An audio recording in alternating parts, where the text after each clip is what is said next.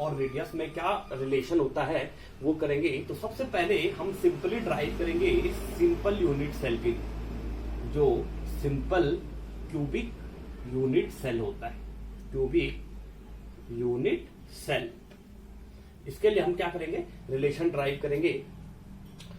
तो जैसे कि हमें पता है जो सॉलिड होता है बेटा, जो ये सॉलिड होता है, इसके जो कॉन्स्टिट्यूएंट पार्टिकल्स होते हैं, सीपी मतलब कॉन्स्टिट्यूएंट पार्टिकल्स, कॉन्स्टिट्यूएंट पार्टिकल्स होते हैं वो क्या होते हैं, बेसिकली एटम हो सकते हैं, आयंस हो सकते हैं, और बेसिकली मे बी मॉलिक्यूल हो सकते हैं। क्लियर? तो बेसिकली इसमें से हम एटम के साइज को कैसे मानते हैं, जो एटम, आयन और मॉलिक्यूल का जो साइज होता है वो स्पेरिकल होता है, और स्पेरिकल होने के कारण हम इसकी रेडियस को फाइंड कर सकते हैं, इसकी हमें रेडियस पता होगी। अब हम ये भी जानते हैं कि जो सिंपल यूनिट सेल होती है वो कैसी होती है। तो चलते हैं एक यूनिट सेल बनाते हैं। तो सिंपल यूनिट सेल, सपोज हमने एक यूनिट सेल बनाई है इस तरीके से, और हमने इसमें क्या कर दिया कि भाई आपको पता है कि सिंपल यूनिट सेल में मॉलिक्यूल्स कैसे रहते हैं, कॉर्नर पर अरेंज रहते हैं। ये कॉर्नर पे हमने एटम्स, आयंस और मॉलिक्यूल को क्या कर दिया, अरेंज्ड कर दिया। ये क्लियर है? अब कॉन्स्टिट्यूएंट पार्टिकल्स हैं जो वो कॉर्नर पे प्रेजेंट रहते हैं। तो बेसिकली जो मैंने तो ऐसे बना रखे हैं, लेकिन ये क्या होंगे, ये एक दूसरे को पार्शियली टच करते हुए रहेंगे। सपोज हम इसकी बात करते हैं, सपोज इसको नाम दे देते हैं, सपोज यहाँ पे इसको नाम देते हैं एक्स, इसको नाम देते हैं, इस पॉइंट को वाई नाम दे देते हैं। तो कॉन्स्टिट्यूएंट पार्टिकल्स कैसे रहेंगे, बेसिकली वो ऐसे आपस में अरेंज रहते हैं, एक दूसरे को पार्शियली टच करते हुए। ये क्लियर? अब देखो यहां से ये मिड पॉइंट आ रहा है जहां पे पार्शियली टच कर रहे हैं, यहां से इस सेंटर पॉइंट के बीच की डिस्टेंस क्या है, आर है। यहां से इसके सेंटर पॉइंट के बीच की डिस्टेंस क्या है, आर है। तो बेसिकली ये जो आर है, ये दोनों हैं, ये दोनों एक दूसरे को पार्शियली टच करेंगे। और जो ये एज लेंथ की, सपोज अब यहां पे सपोज कर दो भाई, सपोज द एज लेंथ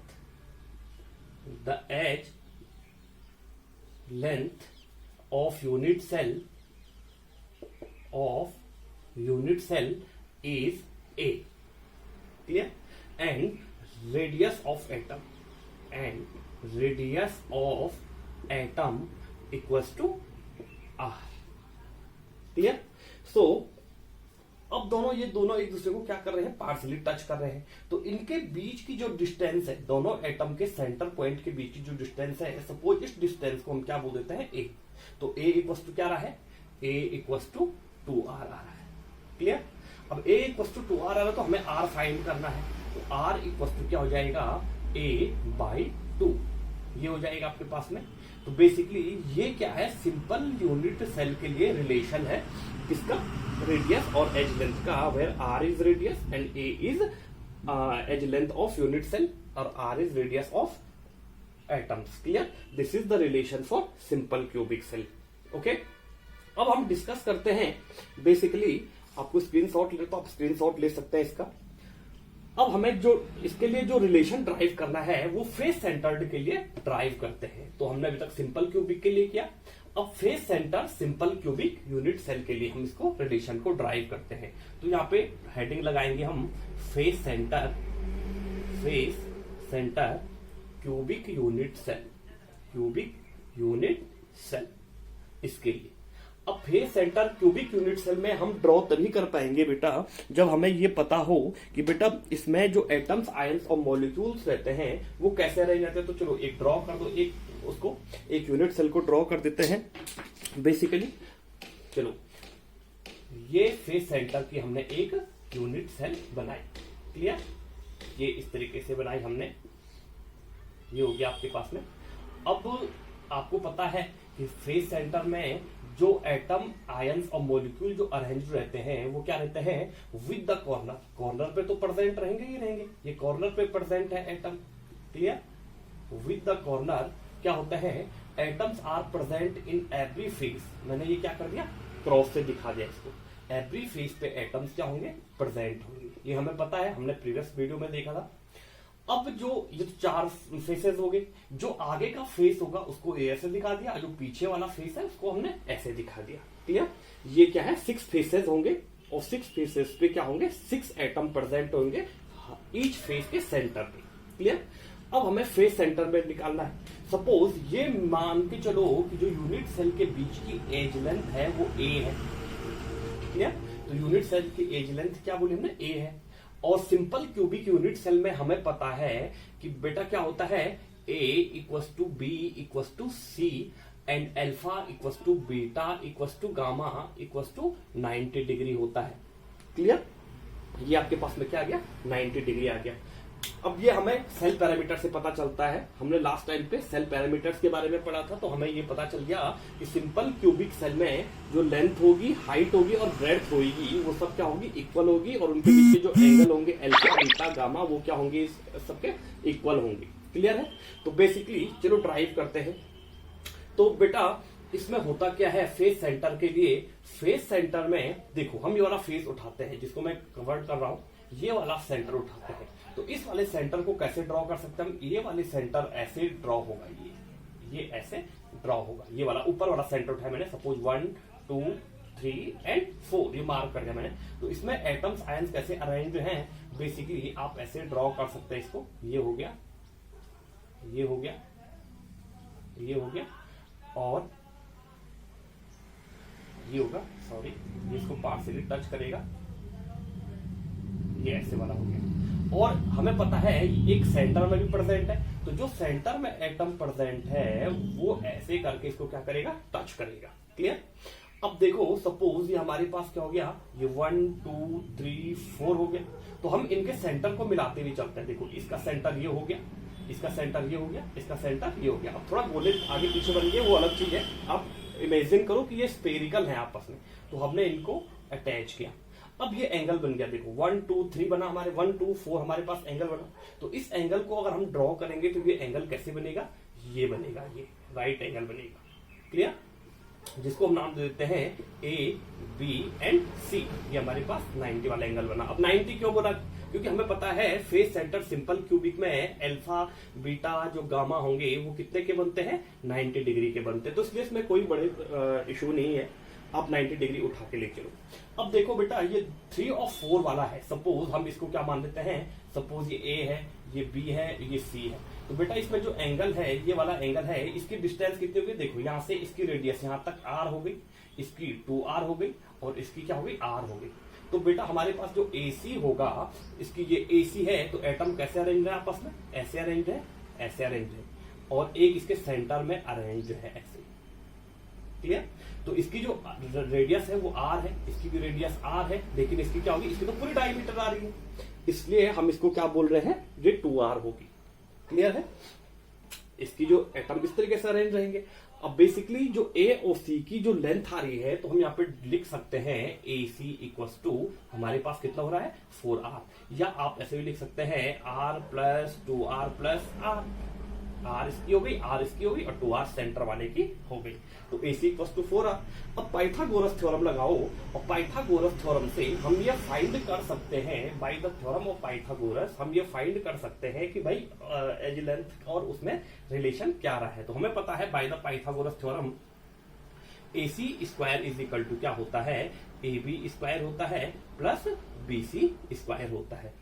अब हमें पता है कि जितनी इसकी हाइट है उतनी इसकी लेंथ भी है और उतनी ही इसकी ब्रेड्थ भी है, तो हमें कोई बड़ा इशू नहीं होगा। एज लेंथ A है तो इज इक्वल टू हमारे पास आ जाएगा A स्क्वायर प्लस यहाँ से क्या आ गया, A स्क्वायर, क्योंकि A है लेंथ, यहाँ स्क्वायर है तो हमने यहाँ भी स्क्वायर कर दिया। और AC square is equal to AC equal to 4r आ रहा हमारे पास, तो AC square is equal to क्या जाएगा, 4r का होल स्क्वायर आ जाएगा। क्लियर?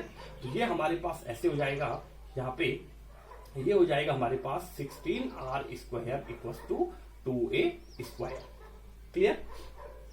अब 16r square is equal to 2a square हो रहा है, तो बेसिकली हम यहां से रिलेशन फाइंड कर सकते हैं। हम इसको ऐसे लिख सकते हैं a square is equal to 16r square divided by 2 से 16 कटा 8 टाइम्स, तो हमारे पास क्या रहा है 8r स्क्वायर। ये किसके बराबर आया, a स्क्वायर।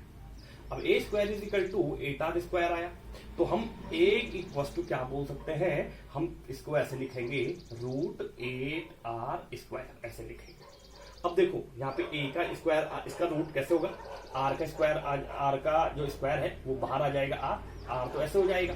और रूट 8 को हम ऐसे तो लिख सकते हैं 4 मल्टीप्लाइड बाई 2 इंटू r, ऐसे लिख सकते हैं। तो रूट 4 का रूट कितना होता है, 2 होता है, और जो हमारे पास यहाँ पे क्या बच जाएगा, 2 हो जाएगा। तो रूट 8 का जो रूट निकलेगा वो क्या निकलेगा, 2 रूट 2 निकलेगा। ठीक है, अब हमारे पास ये क्या आ गया, रूट 2 इंटू 2 r आ गया हमारे पास। अब एक वस्तु हमारे पास आ रहा है 2 रूट 2 इंटू r, तो r की वैल्यू क्या आएगी, यहाँ से r की वैल्यू आ जाएगी हमारे पास यहाँ पे a डिवाइडेड बाई 2 रूट 2 आ जाएगा, ये आ जाएगा। अब r एक वस्तु देखो, इसको मिटा रहा हूं थोड़ा सा। अब देखो बेटा, जब a की वैल्यू यहाँ पे कर देते हैं इसको, देखो r equals to a divided by 2 root 2 आ रहा है, तो इस 2 रूट 2 को सिंपल करते हैं, सिंप्लीफिकेशन करने पे हम रूट 2 से ऊपर और नीचे क्या कर देते हैं, मल्टीप्लाई कर देते हैं। बात उतनी है, रूट 2 से रूट कटा 1 हो जाएगा, तो वही है। अब यहाँ पे क्या हो जाएगा, रूट 2 से रूट 2 मल्टीप्लाई होगा, तो ये क्या बन जाएगा, यहाँ पे तो ये हो जाएगा रूट 2 इंटू ए, ये रूट 2 से ए मल्टीप्लाई हो जाएगा, तो ये ऐसे आ जाएगा। और यहाँ पे क्या हो जाएगा, 2 मल्टीप्लाइड बाई 2, 2 कैसा है, रूट 2 से रूट 2 को मल्टीप्लाई किया तो 2 आ गया हमारे पास। तो हमारे पास सिंपल क्या रहा है, r is equal to root 2 into a divided by 4। ये हमारे पास क्या आ गया, रिलेशन आ गया, किसके लिए, फेस सेंटर के लिए। क्लियर। और एक बार फिर से बता दूं, ये रिलेशन आ गया।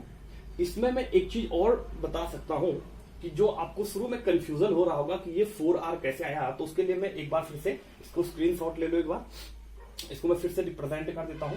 सपोज ये इमेजिन करके चलो, ये आपके पास क्या है, कोई यूनिट सेल है। क्लियर, ये आपके पास में क्या है, यूनिट सेल है, ये आपके पास में यूनिट सेल है। अब कंडीशन क्या है,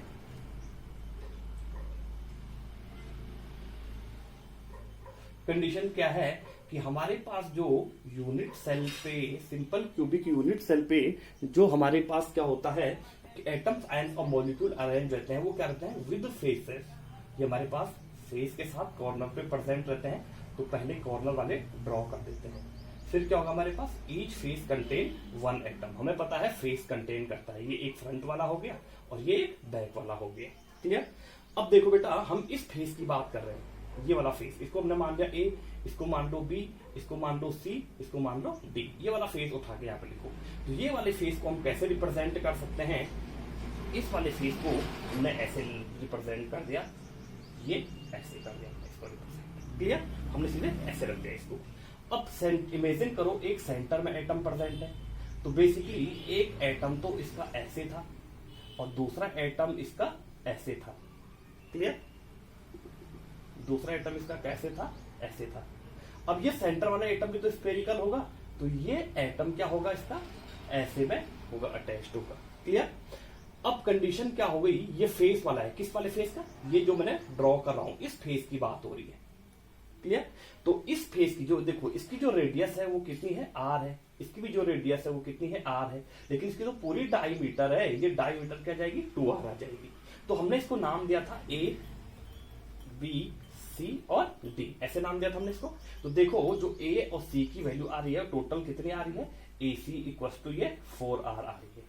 जबकि हमें पता है जो यूनिट सेल की एज लेंथ है, वो एज लेंथ कितनी है, ये भी देखो, एज लेंथ भी a है और इसकी ब्रेड्थ भी क्या है, a है, क्योंकि सिंपल यूनिट सेल में सब इक्वल होते हैं। तो हमारे पास क्या गया, a is equal to 2a हो गया। तो हमने पाइथागोरस थ्योरम लगाया, तो 4r स्क्वायर आया हमारे पास, ac square is equal to हमारे पास क्या है, ac इक्वल टू 4r, तो ac square is equal to 4r आ गया। अब ab square plus bc square, तो a square plus a square किया हमने, तो इसका भी स्क्वायर 16r हुआ, इसका स्क्वायर भी 2a स्क्वायर हुआ। तो a square equal to 16 divided by 2 हो जाएगा, 2 नीचे चले जाएगा तो यहाँ से कट जाएगा, तो 8r स्क्वायर आ जाएगा। अब a square is equal to 8r square हो रहा है हमारे पास, तो a इज इक्वल टू क्या हो जाएगा, रूट 8 इंटू r स्क्वायर। तो इसको फाइनल सिंप्लीफिकेशन करो तो क्या हो जाएगा, 2 रूट 2 इंटू r करो। अब 2 रूट 2 r आ रहा है, तो a इज इक्वल टू इतना आ रहा है, तो r की वैल्यू क्या जाएगी, ये इसके डिनोमिनेटर में चला जाएगा, तो a divided by root 2 into 2 हो जाएगा, जिसको हमने रूट 2 से ऊपर मल्टीप्लाई किया, नीचे ऊपर दोनों मल्टीप्लाई किया, तो हमारे पास जो रिलेशन आया वो क्या आया, r is equal to root 2 into 8 divided by 4।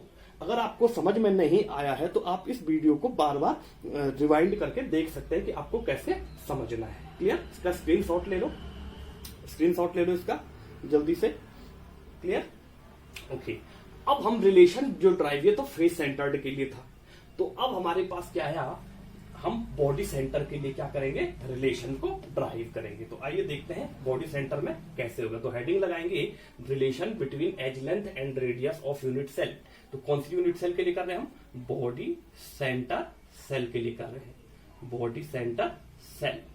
अब बॉडी सेंटर सेल कैसी है, body centre simple cubic cell के लिए, सिंपल क्यूबिक के लिए। क्लियर? अब कंडीशन क्या है, एक यहां पे यूनिट सेल ड्रॉ कर दो, ये आपके पास में यूनिट सेल आई। क्लियर? अब हमें पता है बॉडी सेंटर की आइडेंटिफिकेशन क्या है, विद कॉर्नर एटम प्रेजेंट रहते हैं सेंटर ऑफ द बॉडी। तो बेसिकली आप सेंटर ऑफ द बॉडी पे, ये हमारे पास सेंटर ऑफ द बॉडी आ गया, ये वाला, इसको मैंने डार्क कर दिया ऐसे करके। क्लियर? ये वाला। अब कंडीशन क्या है कि बेसिकली जो ये वाला एटम है, ये वाला एटम है, ये वाला एटम है, ये एक दूसरे को पार्शियली टच कर रहे हैं, तो इसलिए हमने इसके सेंटर पॉइंट को यूं मिला दिया। क्लियर? अब देखो, इसको सपोज मान लो कि हमारे पास ये आ गया ए आ गया, इसको मान लो बी आ गया, ये आ गया सी, और इसको मान लो इसको मान लो सपोज इसको एक्स मान लो। क्लियर? अब कंडीशन क्या है, जो इसकी एज लेंथ है वो ए है, इसकी हाइट भी ए है, और इसकी ब्रेथ भी क्या है, ए है। क्लियर? तो देखो कि ए से हमें सी तक पहुंचने में कितनी डिस्टेंस चेंज करनी पड़ी, तो ए सी इक्वल टू क्या जाएगा, ए सी इक्वल टू आ जाएगा हमारे पास ए से सी तक पहुंचने में कितनी डिस्टेंस चेंज करी हमने करी ए, एक ए ये हो गया, दूसरा ए ये हो गया, तीसरा ए ये हो गया, तो ए प्लस ए कितना हो गया हमारे पास टोटल, ये हो गया हमारे पास 3a। क्लियर? अब जो ये वाली कंडीशन आ रही है, इसमें हमारे पास कैसी कंडीशन आ रही है, सपोज अगेन आप इमेजिन करो हमारे पास ये ऐसी कंडीशन आ रही है, ये वाली कंडीशन आ रही है, एक एटम ये है, दूसरा एटम ये है, और एक इनके बॉडी के सेंटर में है। क्लियर? तो सेम जैसे हमने फेस सेंटर पे लिखा वैसे यहाँ पे भी आ जाएगा, आर आ जाएगा, इसका क्या जाएगा 2r। तो ये ए है, ये सी है, तो हमारे पास ए सी इक्वल टू क्या जाएगा 4r आ जाएगा। तो ए सी की वैल्यू कितनी आई, 4r आई, तो ये ए सी की वैल्यू यहाँ पे पुट करो, तो हमारे पास ये क्या हो जाएगा 4। अब हमें पता है ए सी 4r इज इक्वल टू 3 आया हमारे पास, हम यहाँ पे पाइथागोरस थ्योरम लगाते हैं, A C square is equal to B C square plus A B square. ठीक है? तो बेसिकली हमारे पास जो ए सी, देखो ए और बी के बीच की डिस्टेंस है वो कितनी है, a plus a equal to 2a आया। देखो ये ए और ये ए 2a, या तो आप इसको उठा के रख सकते हैं, तो a plus a equal to क्या हो जाएगा हमारे पास 2a का स्क्वायर है प्लस ए स्क्वायर ये है, ए स्क्वायर ये आ गया। क्लियर? तो आप ये भी कर सकते हैं, 2a स्क्वायर हो गया और a स्क्वायर हो गया, तो ac की वैल्यू हमें क्या मिल रखी है 4r मिल रखी है, तो इसका भी स्क्वायर हो जाएगा, यहां से क्या हो जाएगा 16r square is equal to 3a square हो जाएगा। क्लियर?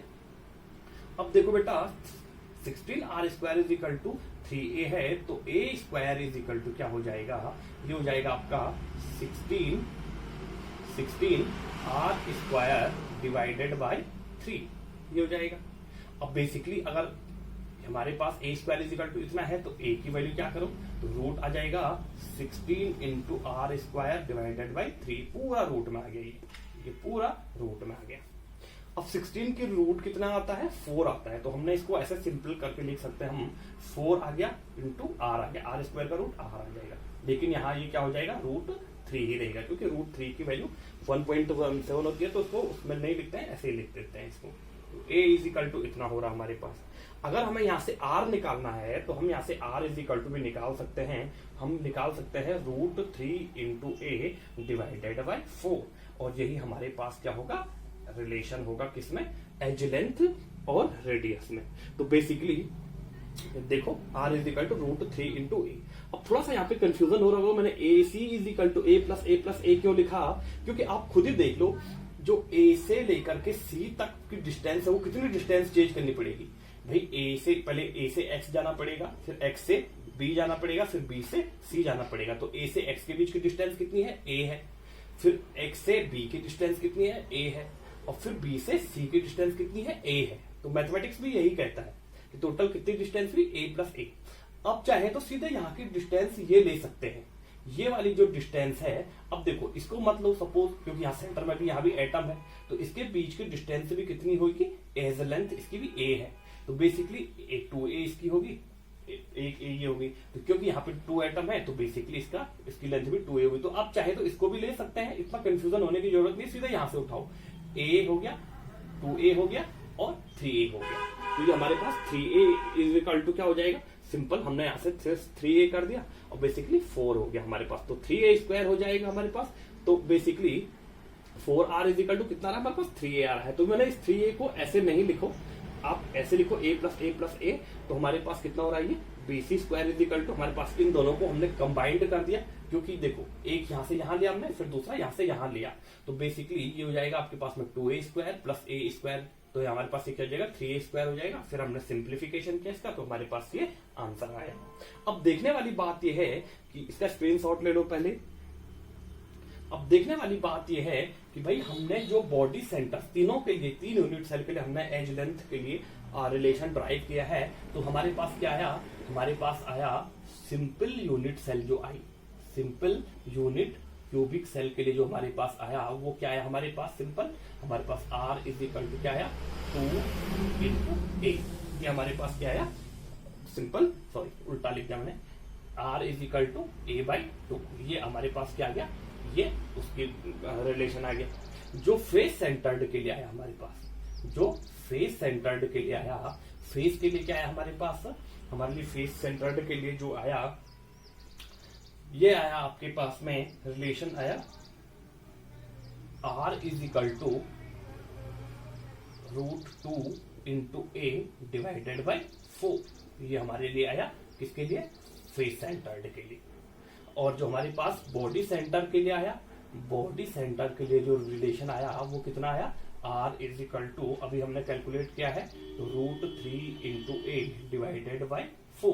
तो ये हमारे पास 3 रिलेशन आए हैं। ये बहुत ज्यादा इंपॉर्टेंट है, तो इसलिए आप इनको नोट कर लो और देख लो। अगर आपको समझ में नहीं आया तो आप इसको दोबारा रिवाइंड करके देख लो। और एक जरूरी इंफॉर्मेशन, प्लीज शेयर करिए, सब्सक्राइब करें and press like the button. Okay, bye.